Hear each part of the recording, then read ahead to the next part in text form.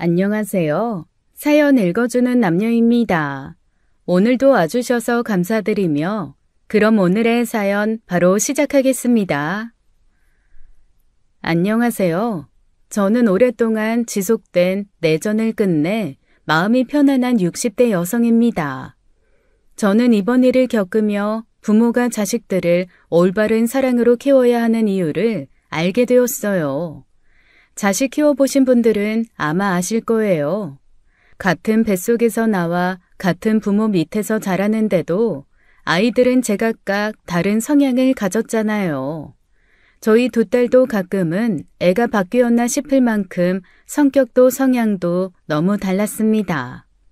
첫째는 책임감이 강하고 뭐든지 혼자 척척 해내는 전형적인 장녀였던 반면 둘째는 애교도 많고 혼자 해내기보다는 부모 손이 필요한 의존적인 성향이었죠. 그래서 첫째는 좀 쉽게 키웠지만 둘째는 이것저것 신경 쓸 일이 많았어요. 지금 생각해보면 둘 다 저희 부부가 키웠지만 두 아이에게는 각기 다른 부모가 아니어서 그랬나 싶어요. 똑같이 키웠다고 생각하지만 두 아이가 기억하는 부모의 모습은 다르니까요. 다행인 건 나이 차이가 좀 나는 둘째가 언니를 무서워해서 자매 간의 사이는 나쁘지 않았다는 겁니다.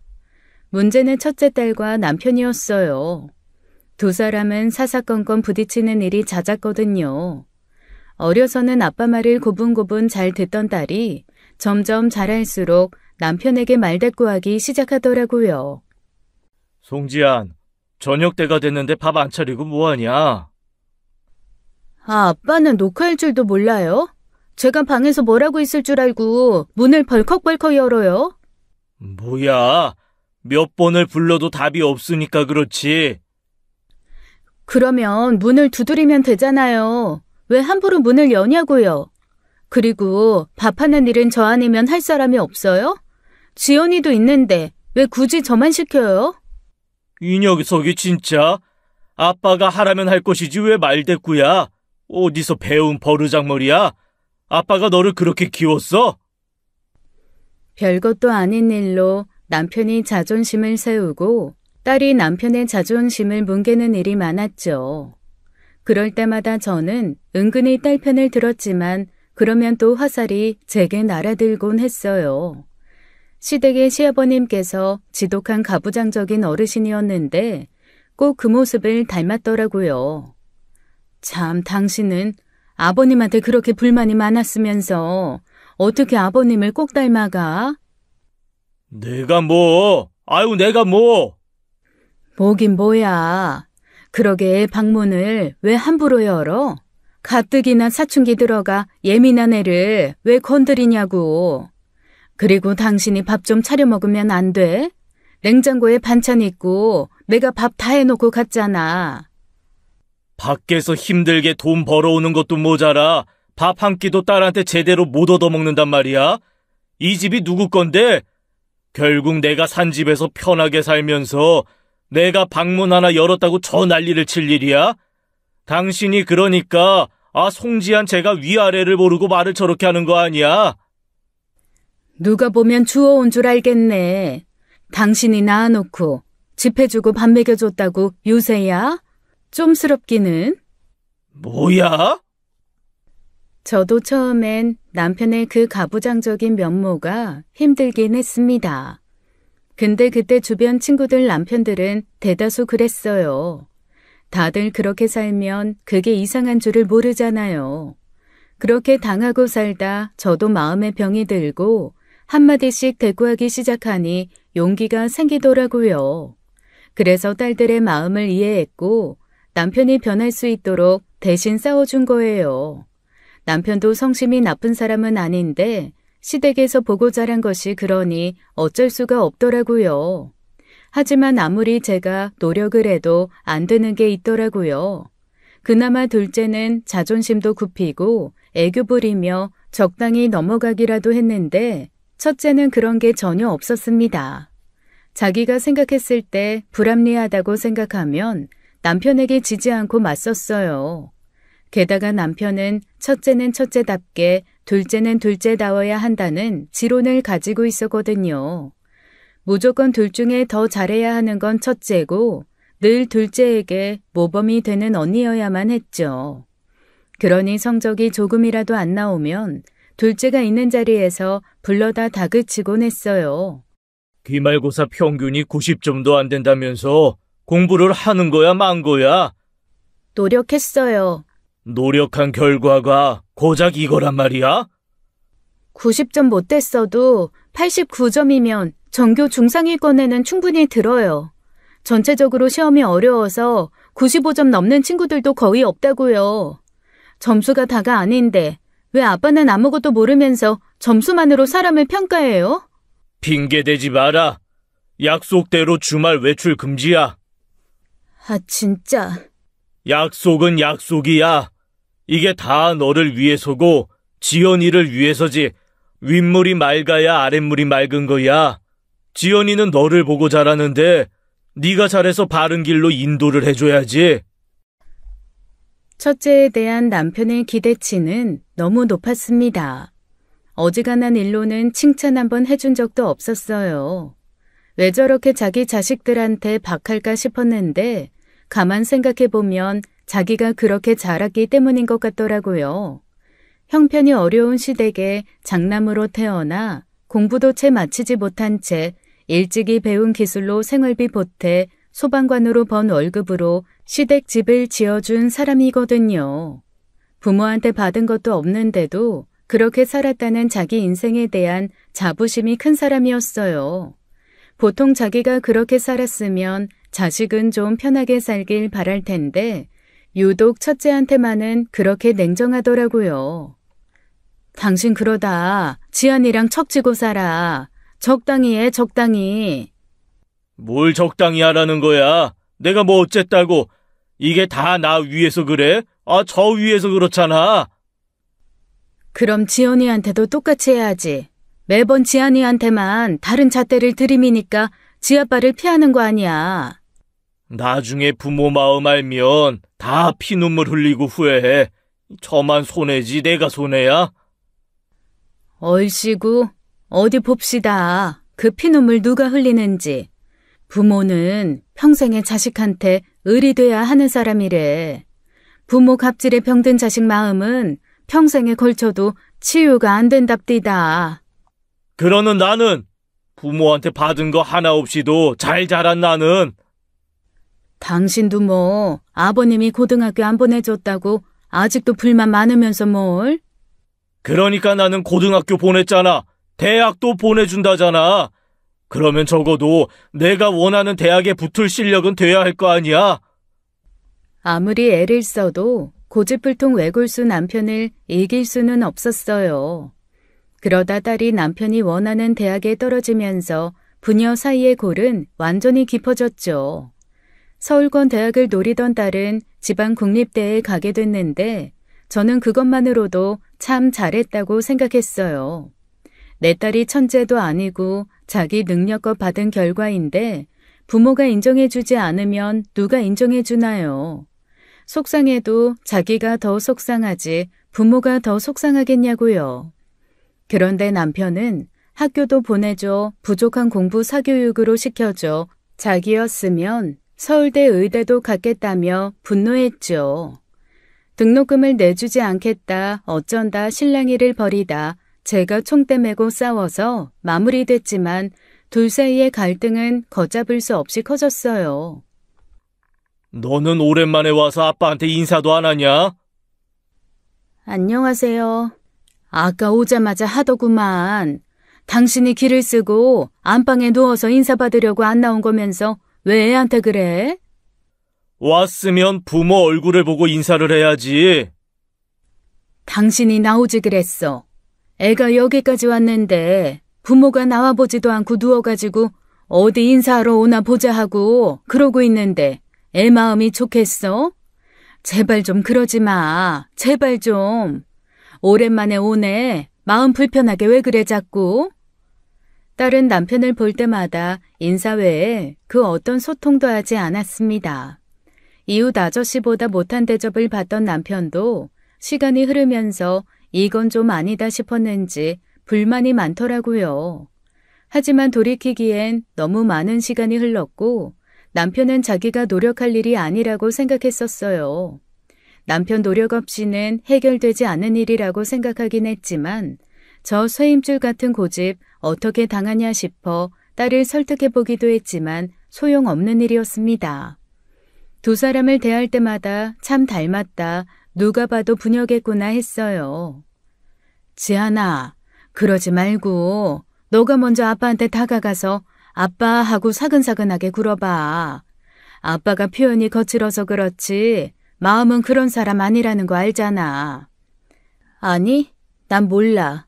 마음을 제대로 표현하려고 해야지. 나한테 욕하는 사람한테 내가 계속 웃어줘야 한다는 거야? 아빠가 못 배워서 그래. 알잖아. 할아버지가 어떤 사람이었는지. 그럼 나도 아빠한테 배운 게 없는데 뭘 알고 하라는 거야? 나도 아빠 같은 부모가 되겠네. 딸이 하는 말에 저도 할 말은 없었습니다. 부모도 못하는 일을 자식한테 강요하는 게 얼마나 잘못된 일인지, 부모도 어려워 하지 않은 일을 자식에게 바라는 일이 얼마나 부끄러운 일인지 저도 알고 있었으니까요. 저는 어쩌다 저 힘든 부녀 사이에 끼어 아내가 됐고 딸이 됐나 싶을 때도 많았어요. 고래싸움에 새우등 터진다고 그 사이에서 저도 정말 가슴앓이 많이 했죠. 그러던 어느 날 딸이 취직한 지 3년차 됐을 때였습니다. 오랜만에 집에 와서 식사하는데 생각지도 못한 말을 꺼낸 거예요. 남자친구가 인사 오고 싶대. 괜찮은 날짜 알려줘. 지안이 너 남자친구 생겼어? 언제? 엄마한테 말 없었잖아. 굳이 미리 말할 필요도 없잖아. 아니 그래도 엄마는 좀 당황스럽다. 있는 줄도 몰랐는데 그런 말을 하니까. 말해봤자 좋을 거 없어서 말 안 했어. 따로 나가 사는데 남자 만난다고 하면 내버려 두겠어?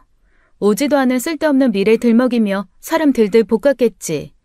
가시가 돋친 딸의 말에 저는 남편을 힐끔 보았지만 남편은 못 들은 척 하더라고요. 큰딸이 무슨 말을 하려는지 저도 알고 남편도 알고 있었습니다. 2년 전 대학에 다니던 작은딸이 남자친구가 있다는 사실을 알고 남편이 엄청 혼냈거든요.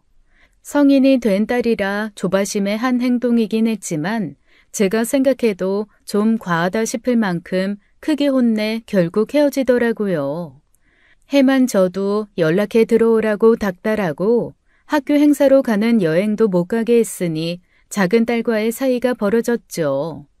자매 사이는 좋다 보니 작은 딸에게 그 일을 들었을 거예요. 그러니 굳이 부모한테 얘기해봤자 득될 거 없다고 생각해 지금까지 숨기고 있었겠죠.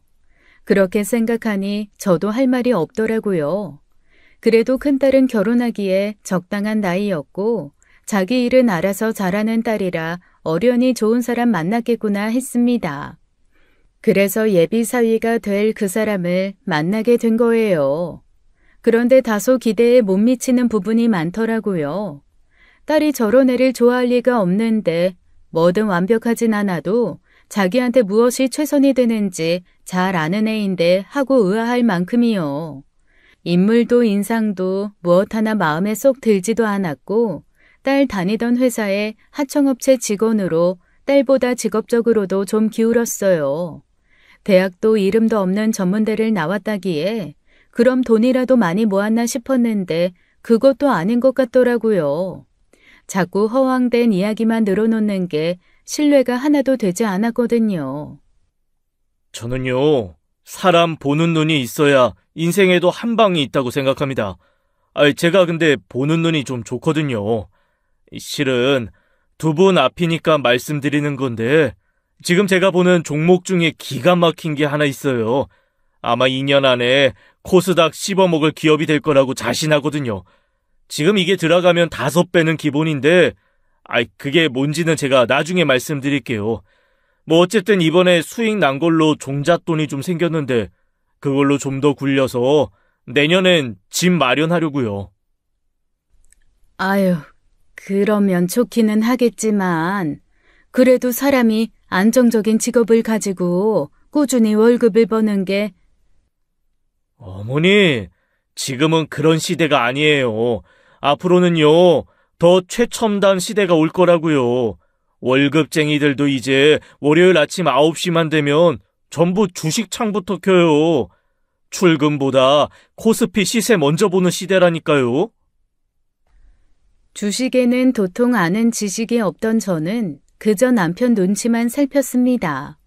이게 맞나 싶은데 딸도 남편도 아무 말도 하지 않더라고요. 남편 성격에 저렇게 침묵을 지키는 걸 보면 분명히 마음에 차지 않은 게 분명했어요. 그렇게 집으로 돌아온 남편은 입고 있던 자켓을 거칠게 벗어던지며 그러더군요. 지안이 저거 결혼 꿈도 꾸지 말라고 그래. 좀 그렇긴 했어.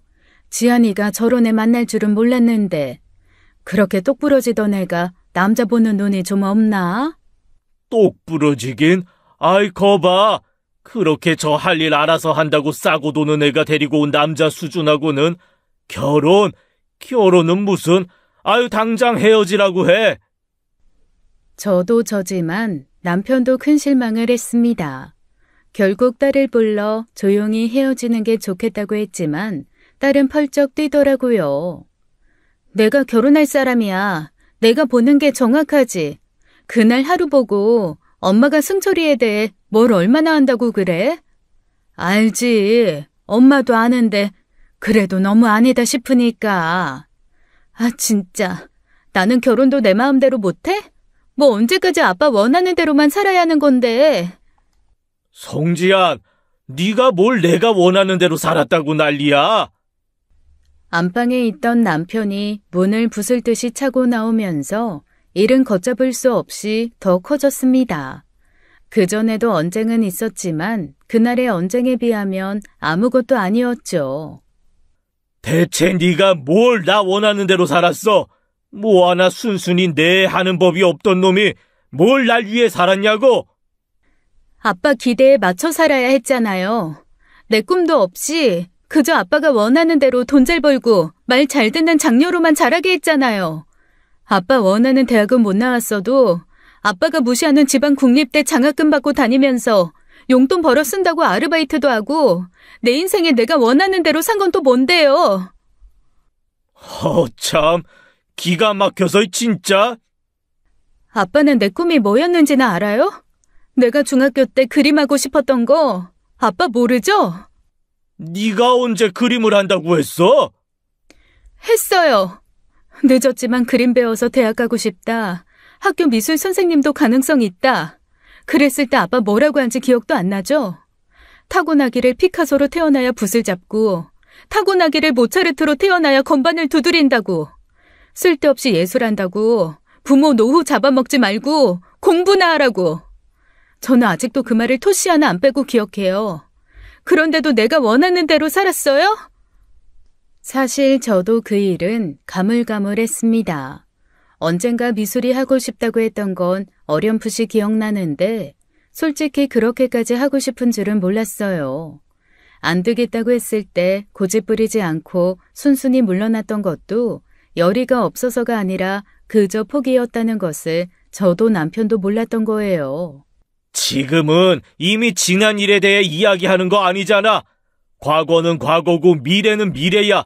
그따위 새끼랑 결혼한다는데 어느 부모가 얼씨구나 좋다고 해? 뭐가 그따위 새낀데요? 저는 뭐 잘난 줄 알아요? 우리 집도 대단한 거 없고 나도 대단한 거 없어요. 아빠는 승철 씨의 그 무엇도 함부로 판단할 권리가 없다고요. 안 된다면 안 되는 줄 알아. 어디서 그런 양아치 같은 새끼를. 결혼은 내가 원하는 사람이랑 해요. 평생 내가 원하는 사람이랑 살 거라고요. 어디 한번 부모 없이 해봐라. 부모 자식 연 땅 끊고 지금 살고 있는 집 보증금도 빼서 보내. 나도 너 같은 자식 없는 셈 치고 살고 너한테는 한 푼도 안 쓸 테니까 행여 내가 죽더라도 내 재산 다 지연이 거니 꿈도 꾸지 마. 누가 바란대요? 그렇게라도 아빠랑 인연 끊을 수 있으면 100번도 더 하지. 그날 두 사람은 서로의 가슴에 깊은 상처를 남겼습니다. 딸이 한 말에 남편은 큰 충격을 받았는지 아무 말도 못하더라고요. 딸은 그대로 나가버렸어요. 뭐하러 그렇게까지 해? 살살 달래면 되지 왜? 에이, 저게 원수 새끼지 사람 새끼야? 아, 저게 지금 부모한테 할 소리냐고? 애가 오죽하면 그래, 오죽하면. 쌓인 게 많다잖아.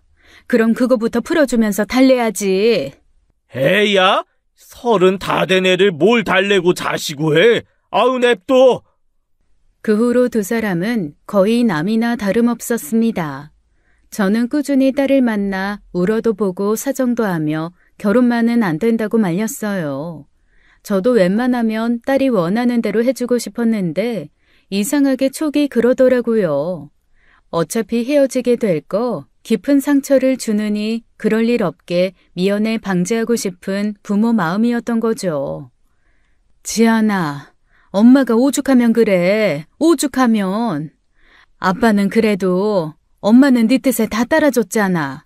근데 이건 아니야. 엄마가 아무래도 불안하고 마음이 안 좋아서 그래. 아, 엄마까지 왜 그래? 아, 승철이 이뤄놓은 거 없는 것도 맞고 허세가 있는 것도 맞아. 근데 엄마, 승철이만큼 나 사랑해준 사람이 없었어.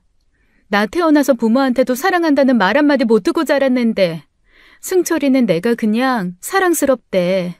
뭐든지 그냥 나 하고 싶은 대로 하래. 나 있는 그대로 사랑해주는 사람 만나는 거 그거 쉽지 않은 거잖아. 알지. 아는데 엄마 마음이 그래. 미안해, 지안아. 한 번만, 딱 한 번만 엄마 말 좀 들어줘. 응? 아, 진짜. 왜 엄마까지 나한테 힘이 안 돼주는 건데. 엄마는 그러면 안 되잖아. 내가 믿을 구석이 또 어딨다고. 결국 저는 딸을 이겨먹었습니다. 지금 생각해보면 다행인 일이었지만 돌이켜 생각해보면 늘 그런 식이었던 거예요.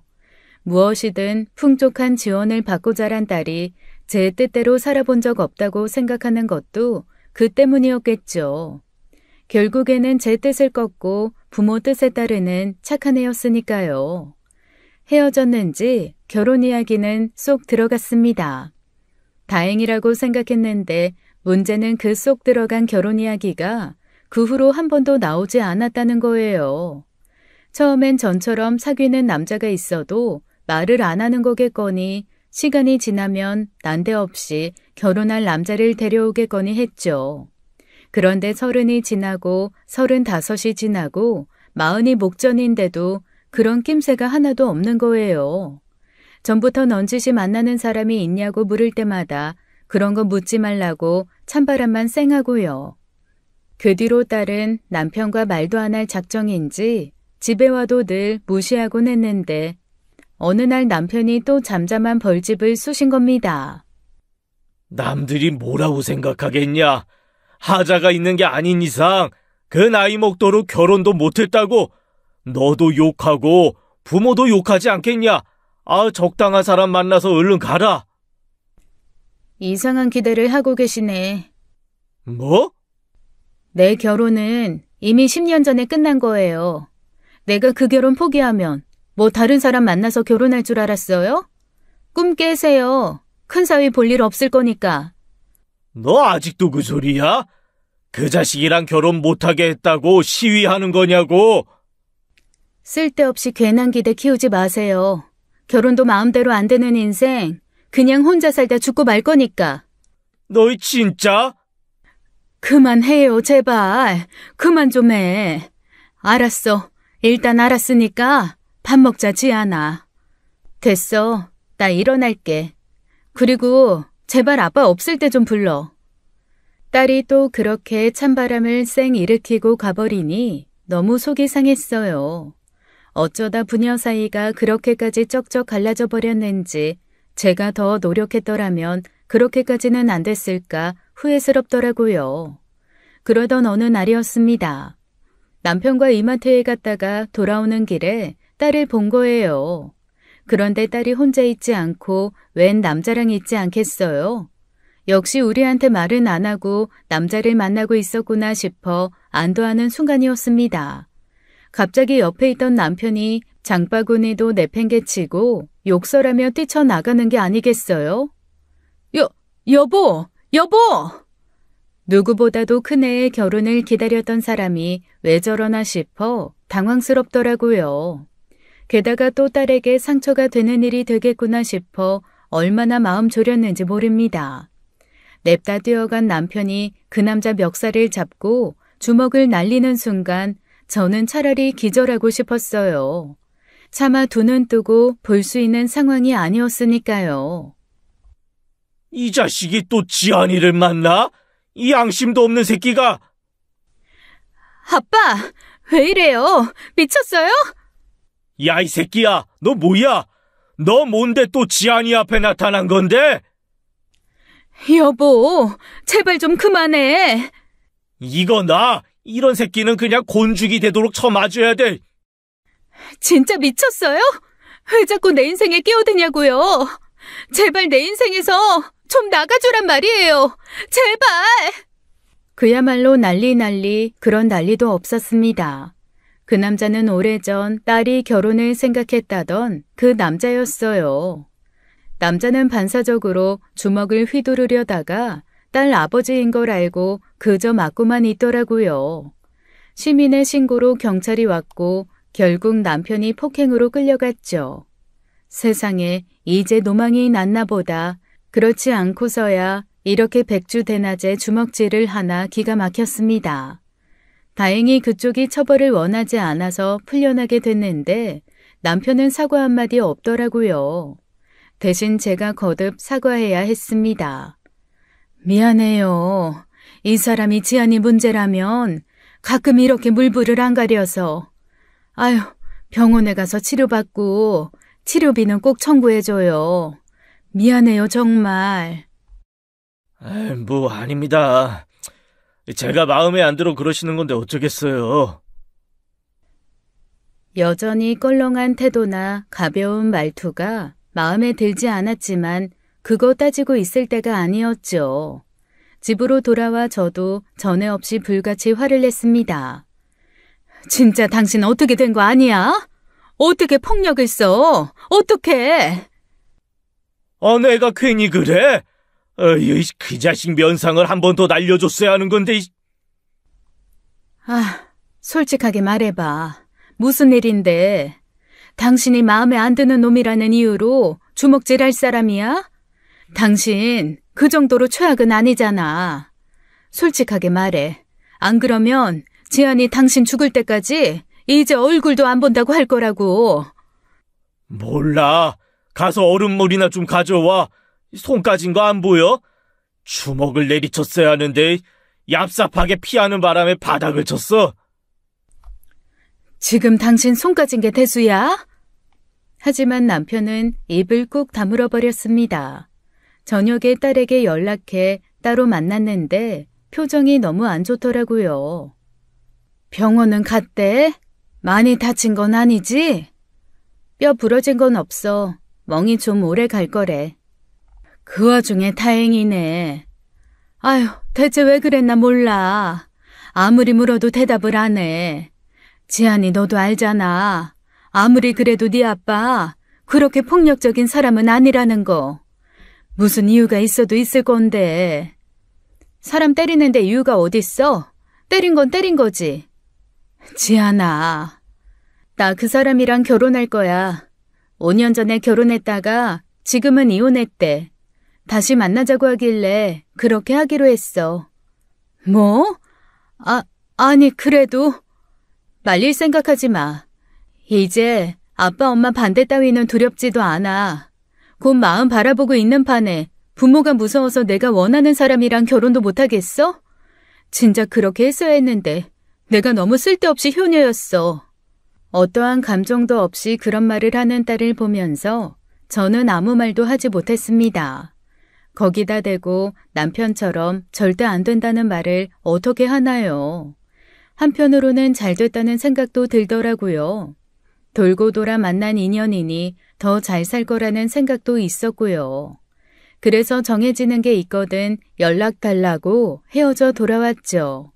남편에게 넌지시 그 이야기를 하니 갑자기 벌떡 일어나 소리를 버럭 지르는 거예요. 뭐야? 당신 미쳤어? 내가 분명히 안 된다고 했지? 내가 손이 이 지경이 되면서까지 말렸는데, 그걸 그냥 듣고만 있었단 말이야? 아이, 깜짝이야. 그럼 어째? 이제 부모 반대 같은 건 무섭지도 않다는 애한테. 지금 나이 40 바라보고 있는 애 결혼 반대하는 게 더 말이 안 되지 않아? 그래도 안 돼! 그 자식은 죽었다 깨어나도 안 된다고! 그러니까 대체 그렇게 반대하는 이유가 뭐냐니까? 답답한 마음에 그렇게 소리치자 남편은 한숨을 푹 내쉬며 나지막하게 욕을 하더라고요. 그러면서 어렵사리 입을 여는데 저는 남편이 하는 말에 깜짝 놀라고 말았습니다. 꿈에도 죽어도 상상할 수 없었던 이유가 있었던 거예요. 내가 그놈을 봤어! 승철이? 어디서 봤는데? 15년 전인가? 지안이가 처음 데려왔을 때면 5년 전쯤 됐었지. 근무 서고 있었을 때 말이야. 경찰 쪽에서 도움 요청이 와서 갔는데 집을 따달라는 거야. 납치, 감금된 여자가 있어서 강제 개방해야 한다고. 납치, 감금? 당신도 기억할 수 있어. 내가 말 안 했을 리가 없으니까. 한씨가 바쁘다길래 급하게 문을 따고 들어갔더니 여자가 거의 다 죽어가더라고.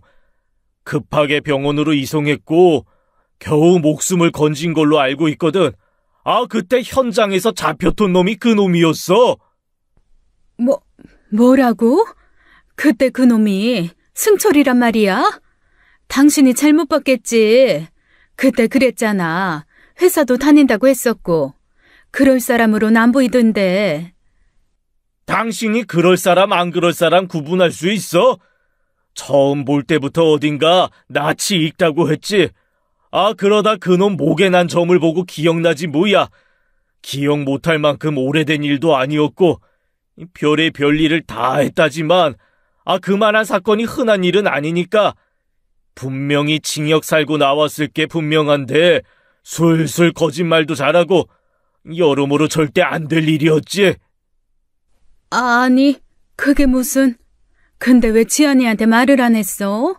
그 얘기만 했어도 지안이가 그렇게 괴로워하지도 않았을 거 아니야. 이해가 되지 않아 물었더니 남편이 우물쭈물 하더라고요. 왜 말을 안 했냐니까? 좋아하는 게 눈에 보이는데 어떻게 그럼? 뭐? 그게 무슨 말이야? 평생 지안이 얼굴 보고 살았지만 그 녀석 쳐다보는 그 표정이 참... 한눈에 봐도 지안이 좋아 죽는 게 보이는데 거기다 대고 그 새끼 여자 때리는 놈이다. 그 말을 어떻게 해? 했어야지. 그랬으면 다시 만날 생각이나 했겠어? 괜히 또 섣불리 이야기했다가 따져 묻고 그러다 무슨 일 날까봐 겁났던 거지. 가져갈 돈 없으니 알아서 살아라. 보증금 그거 있는 돈까지 뺏는다고 하면 제풀에 나가 떨어질 거다 싶어 그렇게 내던졌던 거고. 진짜 당신은 내가 평생을 살았지만 속을 모르겠다. 아주 이해가 안 되는 사람이야. 그래도 난 말을 했어야 한다고 봐. 당신이 입 꾹 닫고 있는 바람에 지안이 당신한테 상처받은 거 생각은 안 해? 아무렴 그렇게 좋아하는 남자한테 배신감 느끼는 것만 할까? 평생 나 원망하고 사는 게 낫지. 그 자존심 강한 게 지가 선택한 남자가 그렇게 별 볼 일 없는 놈이라는 거 알면 얼마나 속이 상하겠어. 자고로 부모는 미움 받을 용기를 가지고 자식을 보호해야 하는 거야. 잘났네, 잘났어. 아주 잘나셨어. 그러니까 딸이 사랑에 빠졌던 그 남자는 범죄자였던 거예요. 그것도 여자친구를 납치 감금해 돈을 뜯어내는 악질 중에 악질이었던 거죠. 그 현장에 남편이 나가 그 남자를 알아볼 수 있었던 게 천운이라면 천운이었습니다. 남편이 그렇게 극구 반대하지 않았더라면 딸을 지옥의 구렁텅이로 던져버릴 뻔한 거였으니까요. 저는 딸을 불러다 자초지종을 이야기했어요. 무덤덤한 표정으로 앉아있던 딸의 표정이 점점 일그러지기 시작하더라고요. 도저히 믿기 힘들다는 듯이 저를 빤히 바라보는데 저도 뭐라고 더 해줄 말이 없었습니다. 말도 안 돼. 무슨 그런... 엄마, 이제 방법을 바꾼 거야? 멀쩡한 사람 범죄자 만드는 일로? 송악이 연락처 줄 테니까 가서 알아봐. 알지? 이 경찰청에 있는 내 친구놈.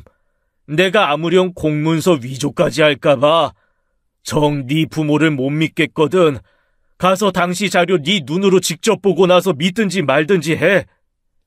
왜 그때 말 안 했는데? 그런 문제라면 아빠가 말 안 했을 리가 없잖아. 딸은 여전히 불신이 가득한 눈으로 남편을 보고 있었습니다. 무뚝뚝하고 표현 못하는 양반이라 제가 나서야 했어요. 너 상처받을까봐 그랬대. 좋아하는 남자애한테서 배신감 느끼고 힘들어할까봐.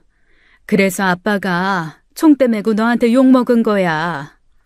딸은 충격받은 얼굴로 저와 남편을 번갈아 보았습니다. 결혼을 생각한 남자의 정체도 남편이 말하지 않았던 이유도 딸이 전혀 예상치 못한 일이었으니까요. 그러니까 지안아, 그 사람은 안 돼. 그리고 조심해야 돼. 섣불리 그 일 들먹이면서 헤어지자고 하지 마. 사정이 그렇게 됐다. 또 집에서 반대가 너무 심하다. 무슨 핑계라도 대봐. 악질 중에 악질인 놈이었어. 그러니까 괜히 건드리지 마.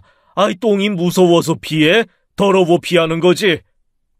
딸은 그날 멍하게 앉아있다가 돌아갔어요. 딸 반응을 보니 남편이 그때 솔직하지 못했던 것도 이해는 가더라고요. 불같이 화를 내는 게 낫지 도대체 속을 알 수 없는 표정을 보니 너무 불안한 거예요. 그때까지만 해도 저희 부부는 딸의 인생에 직면한 큰 위기를 넘겼다고 생각했습니다. 그래서 한시름 놓긴 했지만 충격받은 딸의 상태가 걱정돼 자주 연락했죠. 그런데 그 후부터 딸이 좀 이상해졌습니다. 엄마, 언니 요즘 연락이 잘 안 되는데? 뭐? 너한테는 자주 했잖아. 그러니까. 근데 자꾸 연락하면 한참 있다가 답장하고 전화해도 잘 받지도 않고 만나도 표정이 별로 좋지가 않아. 네 언니 속이 오죽하겠니? 그 남자랑은 헤어진 것 같아? 잘 모르겠어. 근데 확실한 건 전과 달리 그 사람 얘기는 안 한다는 거야. 물론 그 얘기 말고도 하는 얘기는 없지만. 저희 부부와는 몰라도 작은 딸과는 그래도 자주 소통이 되던 애였는데 연락이 잘 안 됐어요. 집에 가면 넋을 놓고 앉아있는 시간이 길고 제가 말을 걸어도 한 번에 대답하는 일이 없었죠. 지안아, 많이 힘들어서 그래? 아니야. 그냥 요즘 일이 좀 많고 힘들어서. 다 지나갈 거야. 더 좋은 사람 많고 이렇게 사람 보는 안목도 기르는 거지. 이렇게 예쁘고 멋진데 너 좋아해주는 사람이 또 없겠어? 그래, 있겠지. 엄마, 너무 걱정하지 마. 그냥 좀 생각이 많아져서 그래. 딸은 애써 웃어 보였지만 웃어도 웃는 게 아니었습니다. 말도 못하게 충격이었나 보다 싶어 마음이 너무 안 좋더라고요. 똑부러진 딸이 하고 많은 남자 중에 그런 남자한테 마음을 빼앗겨 저러나 속도 상했고요. 전에 세상에서 자신을 너무 사랑해주는 사람이라 좋았다던 딸의 말이 생각나는 거예요. 사랑한다는 말을 해줘서 좋았다던 그 말이요. 그게 자꾸 마음에 걸리는 겁니다. 그게 부모 사랑을 제대로 못 받아서 그랬나 봐. 사랑을. 무슨 또 뚱딴지 같은 소리야. 지안이 말이야. 영지도 그 소리 하대. 부모 사랑 제대로 받은 애가 남편감도 잘 골라온다고. 영지 딸 봐. 꼭 지 아빠 같은 사람 만나서 잘 살잖아. 뭐 그 새끼가 나갔다는 거야, 뭐야? 그게 아니라 제대로 된 사랑을 받아봤어야 제대로 된 사랑을 주는 사람도 알아보는 법이라고. 당신 어디 지안이한테 사랑한다 우리 딸 다정히 말해본 적 있어? 그러니 그게 사랑이 고파서 저 좋다는 이상한 놈한테도 마음을 홀딱 뺏기지. 뭐 등신이야? 좋다고 하면 해볼래 하고 쫓아가게. 괜히 내 탓을 하고 있어. 꼭 사랑한다고 말을 해야 알아? 말을 안 하면 어떻게 알아? 당신도 좋잖아. 지연이가 당신 팔에 매달려서 사랑한다 얘기해주면 좋을 거 아니야. 좋기는? 아휴, 제가 저렇게 될 줄은 몰랐지. 그저 먹이고 입히고 배만 안 곪게만 하면 될 줄 알았지. 저게 사랑을 그렇게 고파할 줄 누가 알았냐고. 별소리를 다 하고 있네. 제 푸념을 듣던 남편은 혀를 차면서도 착잡해 보였습니다. 제대로 된 부모 사랑을 받지 못해 저렇게 됐다고 자책하고 싶지 않지만 자기도 걸리는 게 있을 테니까요. 그러던 어느 날 고기 좀 재고 딸 좋아하는 굴비를 손질해 큰딸 집에 간 날이었어요. 문을 아무리 두드려도 나오지도 않고 마침 큰딸도 전화를 안 받아서 무슨 일인가 싶더라고요. 그런데 옆집 문이 열리더니 옆집 여자가 그러는 겁니다. 그 집 이사 갔는데요? 네? 이사요? 아니, 그럴 리가 없는데. 404호, 여기 맞는데. 젊은 여자 하나 살았잖아요. 지난주 일요일에 이사 간 거 맞아요. 지난주 일요일이요? 그 황당한 소식에 덜컥 겁부터 나는 거예요. 그래서 그때부터 계속 받을 때까지 전화를 걸었습니다. 근데 아무리 전화를 해도 안 받으니 얼마나 애가 타겠어요. 결국 회사까지 전화해 집에 급한 일이 있다고 전해달라고 했죠. 다행히 출근은 한 모양이었는데 전화가 오기까지 걸린 그 10분 동안 얼마나 안 좋은 생각을 한지 모릅니다. 엄마, 무슨 일이야? 너 어떻게 된 거야? 엄마 지금 네 집에 왔는데 옆집 여자가 너 이사 갔다더라. 그게 사실이야? 난 또 뭐라고.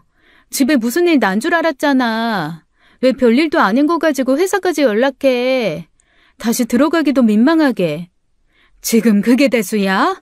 이사는 왜 했어? 왜 말도 없이 이사를 해? 그냥 기분 전환하고 싶어서 한 거야. 마침 괜찮은 매물이 나왔고 더 오래 살 집이라고 생각해서 급하게 한 거고. 그럼 말을 해야지. 엄마 놀랄 거 생각도 안 해? 말하려고 했어. 내가 말했잖아. 지금 회사에 일이 많다고. 정신없는 와중에 엄마한테 이사 보고까지 해야 돼?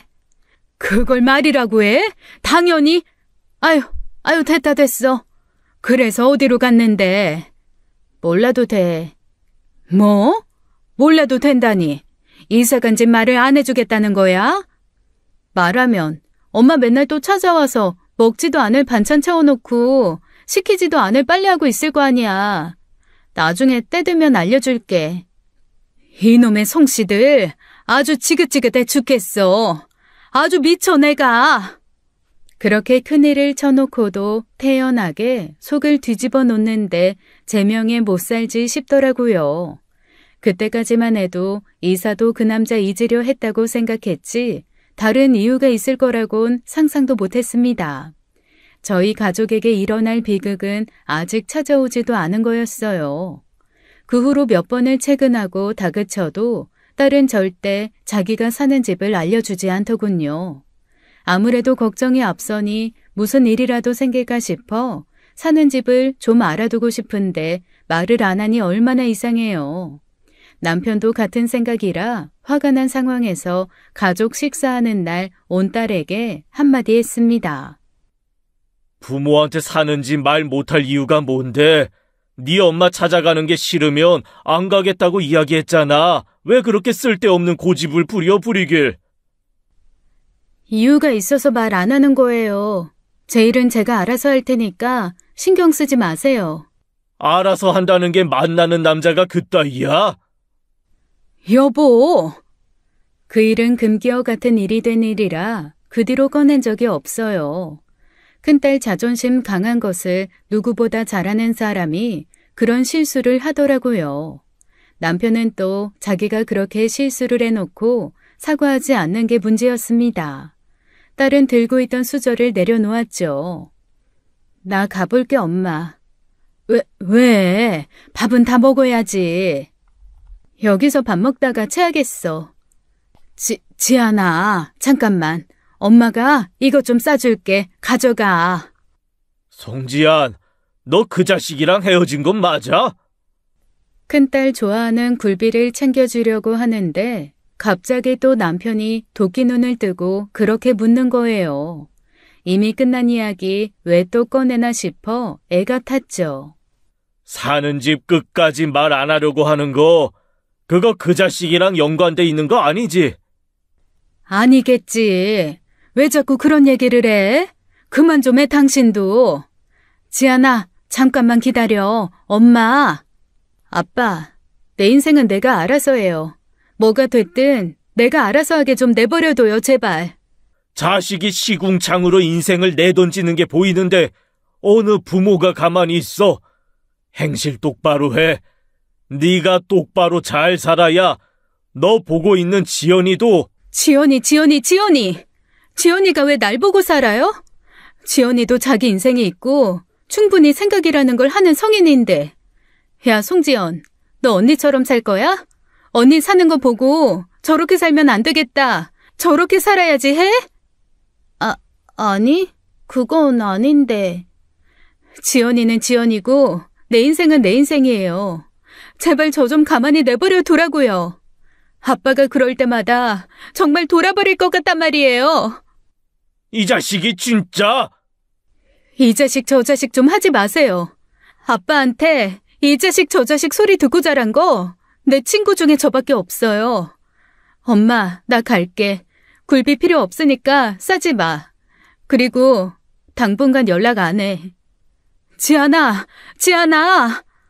그 후 딸은 정말로 연락을 하지 않았습니다. 작은 딸과도 연락을 하지 않더라고요.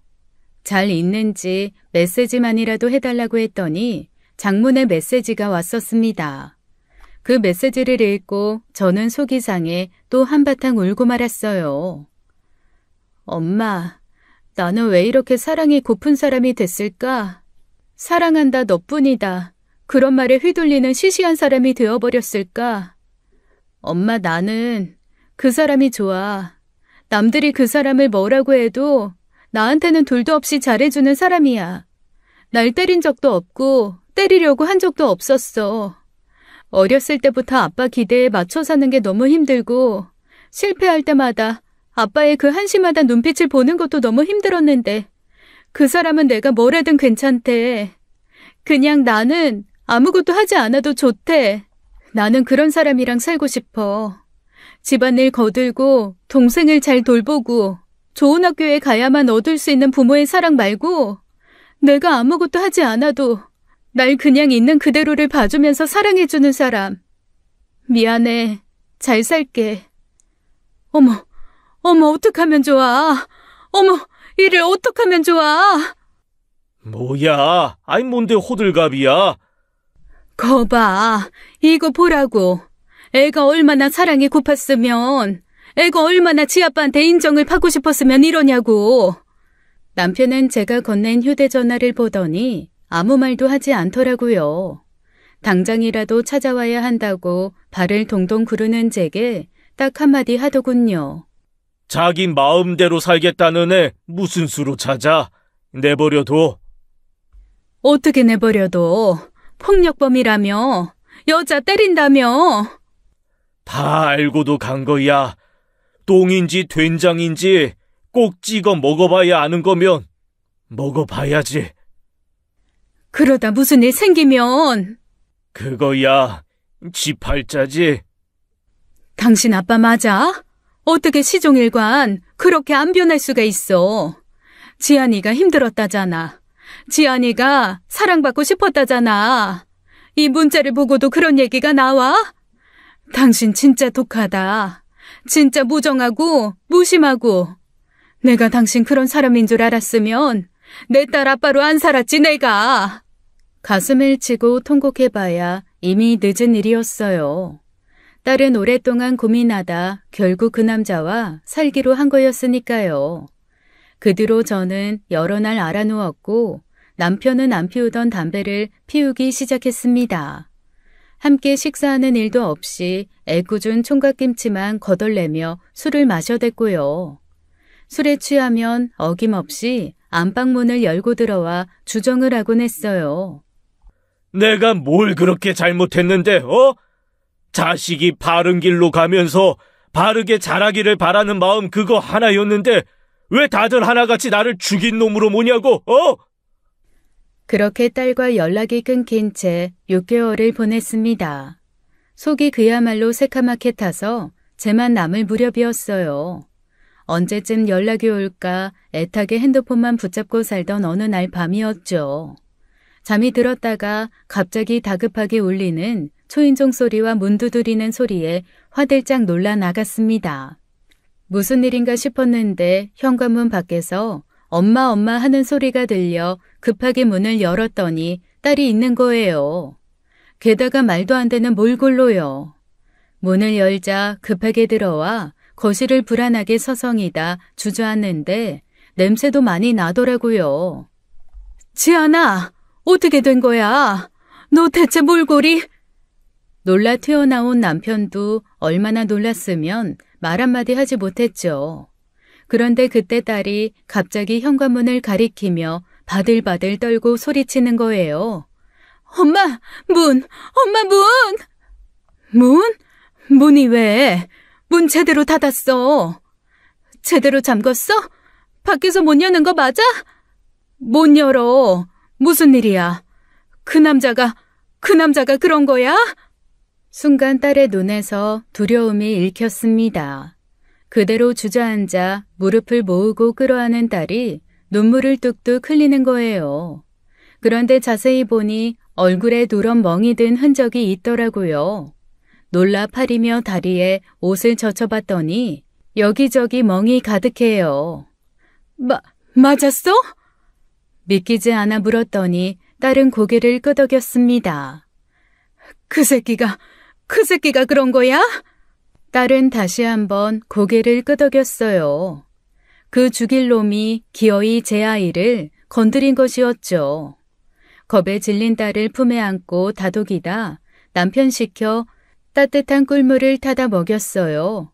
어떻게 된 일인지 묻자 딸은 우물쭈물하더니 그러더군요. 혼자 살던 집을 정리해 같이 살기 시작했는데 처음엔 신혼 같고 좋았답니다. 잘해주기도 잘해줬고 부모 뜻 거스르고도 잘 살 수 있을 것 같았대요. 그러다 너무 오래 집에 연락을 못했단 생각에 연락하려고 했더니 갑자기 핸드폰을 빼앗았다는 거예요. 집에 연락하지 마. 왜?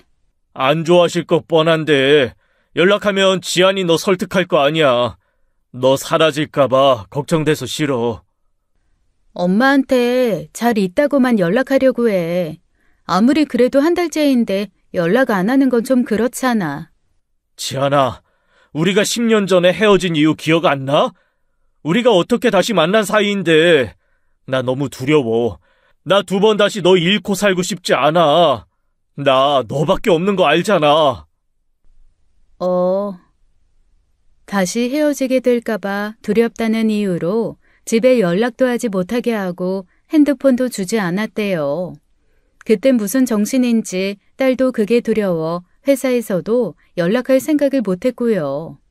그러던 어느 날 남자가 돈을 요구했답니다. 딸은 모은 돈은 집을 구하는 데 다 썼기 때문에 없다고 했지만 그럼 담보대출이라도 받으라고 했대요. 담보대출이라니? 갑자기 왜? 돈 필요해? 지금 안 넣으면 날아가는 거야. 우리 인생 역전이 코앞이라고. 돈 많이 벌어서 좋은 집, 좋은 차 타고 다니면 네 아빠도 이제 반대 못할걸? 근데 너무 큰 돈이잖아. 지안아, 큰 돈을 넣어야 큰 돈을 버는 거지. 작은 돈 넣어놓고 큰 돈 들어오길 바라면 너무 양아치 아니야? 그러니까 나 믿고 얼른 돈 좀 해와. 하지만 큰딸은 그렇게까지 멍청하진 않았어요. 점점 남자의 모습에 실망하던 중 느닷없이 집을 담보로 1억을 해오라는 말에 정신이 번쩍 든 것이었죠. 그건 아니다 싶어 못하겠다고 하자 그날부터 지옥이 시작됐답니다. 화장실에 가둬놓고 아무데도 못 가게 하더래요. 자기가 자리를 비우는 날이면 자기 친구를 시켜 감시하고요. 그렇게 석 달을 화장실에서 살다 친구의 감시가 소홀해진 틈을 타서 도망친 것이었어요. 그 끔찍한 석 달 동안 말로 다 못할 짓을 당한 딸을 즉시 입원시켰고 경찰에 신고했죠. 하지만 이미 놈은 도망간 상황이었어요. 게다가 마냥 기다리라고만 하는 경찰의 미온적인 태도에 너무 속상했습니다. 그 와중에 남편은 병원 한 번을 안 와보는 거예요. 자기 말대로 됐다 싶어 꼴도 보기 싫은 거죠. 겨우 퇴원해 집으로 돌아왔을 때도 딸은 쳐다보지도 않고 그렇게 밖으로만 나돌아다녔어요. 이 밤중에 또 어딜 가? 신경 꺼. 진짜 왜 저래? 아휴, 정말 내가 속상해서 진짜. 엄마, 미안해. 내가 있어서 그런가 봐. 내가 얼른 나가야 하는데. 나가려면 네 아빠 보고 나가라고 해. 어떻게 된 게 자식이 이 지경이 됐는데 따뜻한 말 한마디를 안 해주고. 아휴, 무심해, 무정해. 몸과 마음에 난 상처를 보듬어줘도 모자랄 판에 저 혼자 그렇게 다니는 게 영 못마땅했습니다. 딸은 또 자기가 실패했다는 생각에 괴로워했어요. 또 실망시켰구나. 여전히 나는 아빠한테 실패만 하는 딸이구나 하면서요. 병원에서는 절대 안정을 하라는데 아빠가 그 모양이니 애가 진정이 되나요? 밤에 들어오면 한마디 해야겠다 싶었는데 밤이 깊어도 들어오지도 않고 연락도 없는 거예요. 대체 무슨 일인가 싶어 초조하게 기다리는데 갑자기 연락이 온 겁니다. 남편이 응급실에 있다고요. 둔기에 맞았단 말에 머릿속이 새하얘지더라고요. 딸들과 함께 부랴부랴 연락 온 응급실로 갔더니 다행히 앉아서 처치받고 있는 남편이 보였습니다. 어디서 뒹굴었는지 꼴이 엉망이더라고요. 대체 무슨 일이야? 당신 괜찮아? 뭐에 맞았다며? 다급하게 남편의 상처를 살피는데 남편은 제 말에 대답도 하지 않고 딸을 보고 그러더라고요. 그 새끼 잡았어. 네? 홍승철 그 새끼 잡았다고. 갑자기 그게 무슨 말인가 싶어 쳐다보니 옆에 있던 남편 친구가 혀를 내두르며 그러는 겁니다. 이야, 명환이 이거 현역으로 뛰어도 되겠어요, 재수씨. 아직도 날아다니더라니까요. 예? 그게 무슨... 명환이 이게 특공대 하나 만들었다 아닙니까? 경찰, 소방, 은퇴한 애들 죄 불러다가 팀 꾸렸어요, 우리가. 이 팀은 무슨... 지안아, 걱정하지 마라. 이 아저씨가 아주 2단 옆차기를 해가지고 그 자식 옆구리 날려버렸어. 지금쯤 경찰서에서 조사받고 있을 거다. 아유, 네가 했냐? 내가 한 거 아니야? 그러다 처맞은 거잖아. 나 아니었으면 너 아주 바로 골로 갔어, 임마. 아무리 그래도 기다려야지. 아주 그 새끼 얼굴 보고 눈이 돌아가지고요. 둘 중 하나 초상 치르는 줄 알았다니까요. 그러니까 남편이 그동안 집을 비운 이유는 큰딸에게 몹쓸 짓을 해놓고 도망간 그 남자를 잡기 위함이었습니다. 겁도 없이 아무리 왕년의 날고기며 화마에도 뛰어들고 범죄 현장에도 다녔다지만 곧 이른을 바라보는 남자들이었어요. 어처구니도 없고 황당하기도 해서 기가 막혀 쳐다보는데 벼랑간 옆에 있던 딸이 주저앉아 통곡을 하는 겁니다. 그렇게 서럽게 운 게 언제인지 기억도 안 나요. 넘어지면 울지 말고 일어나야 한다고 배운 딸이라 여간에선 소리내서 우는 걸 보인 적도 없거든요. 그리고 이거. 그때 남편이 주머니에서 뭔가 꺼내주었습니다. 그건 딸이 늘 하고 다니는 목걸이였어요. 20살 성인이 되었을 때 제가 선물로 준 목걸이였는데 그게 퍽이나 마음에 들었는지 늘 몸에 지니고 다녔거든요. 갇혔을 때 그것도 그놈에게 빼앗겼던 건데 그걸 찾아온 거였어요. 피 묻어 끈적한 목걸이를 건네주는데 딸이 또 무너지듯 울더라고요. 가서 씻어. 씻으면 깨끗해져. 이걸 왜 찾아와요? 왜? 왜 찾기는? 너 아끼는 거 아니야? 그리고 그게 18K인데, 이씨. 아끼는 건 줄은 또 어떻게 알고요? 그럼 몰라. 추구장창 매일 몸에 달린 것처럼 하고 다닌 건데, 네 눈엔 내가 너에 대해서 아무것도 모르는 칠푼이처럼 보이겠지만, 나도 알 건 다 알아. 죄송해요. 죄송해요, 아빠. 세상엔 참 다양한 사람이 있는 만큼 가족의 모습도 참 달라요. 부모 교육을 따로 받은 적이 없어 서툰 사람들이 결국 서툰 부모가 되더라고요. 애를 40년 가까이 키우고서야 비로소 자식에게 어떻게 해야 하는지를 안 남편이었습니다. 그 뒤로 남편이 변하더라고요. 밖에 나갔다 들어오면 딸 좋아하는 참외도 사오고 그냥 틱 던져주는 게 아니라 깎아서 먹어보라고 권하기도 하고요. 드라마 보는 게 가장 시간 낭비라던 사람이 딸이 드라마 보고 있으면 그게 그렇게 재밌냐고 곁에 앉아서 봐요.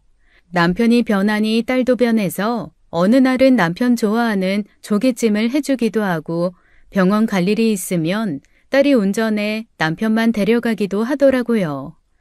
여지껏 본 적 없는 모습에 저와 작은 딸만 어안이 벙벙했죠. 지연아, 내일 해 어디서 뜨는지 잘 봐봐. 봐서 뭐해. 서쪽에서 뜰 게 분명한데. 둘도 없는 원수로 그렇게 전쟁을 하고 살더니 이젠 또 둘도 없는 부녀지간이 됐더라고요. 그 버러지 같은 놈은 이전 일도 있어서 결국 또 징역 7년을 받고 들어가 복역 중입니다. 그 소식을 듣고 딸이 저희 부부에게 여행을 가자더라고요. 딸이 먼저 가족 여행을 가자고 한 건 처음이에요. 이제 진짜 전쟁이 끝났구나. 이제 우리 집에도 평범한 부녀가 살게 됐구나 싶어 어찌나 기쁜지 모릅니다.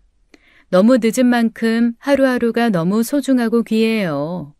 지난밤에 남편이 잠들기 전 그러더라고요. 자식 이겨 먹으려고 산 세월이 제일 아까워, 제일. 그게 뭐라고 자식한테 자존심을 세웠는지. 이제라도 알아서 다행이지. 남은 시간은 다 져주면서 살아. 이제 시작이에요.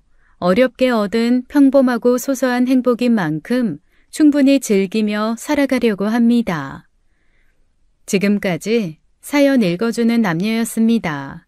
끝까지 시청해주신 여러분 감사드리며 저희는 다음 사연으로 돌아올게요. 감사합니다.